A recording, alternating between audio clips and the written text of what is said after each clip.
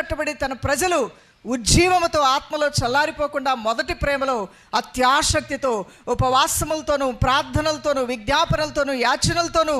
దేవుణ్ణి మాత్రమే హత్తుకొని ప్రభు పట్ల గౌరవప్రదమైన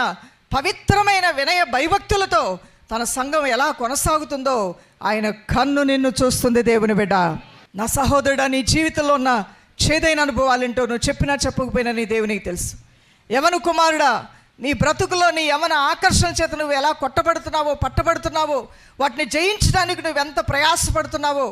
నీ భవిష్యత్తు కోసం నువ్వు ఎంత పోరాడుతున్నావో నీ దేవుని కన్ను చూస్తూ ఉంది. అలానే తల్లులు, నా చెల్లెళ్ళు, అక్కలు, నా ప్రియ సహోదరులు సహోదరులు, నా ఆత్మీయ కుమారులు కుమార్తెలు, మీ ఒక్కొక్కరి జీవితాల్లో మీ కుటుంబాల్లో ఈరోజు ప్రస్తుత పరిస్థితుల్లో ఎలాంటి సంఘర్షణలు గుండా, ఎలాంటి ఒత్తిళ్ళు గుండా, ఎలాంటి అవమానములు గుండా, ఎలాంటి రోగములు గుండా, ఎలాంటి ఆర్థిక చితికిపోయిన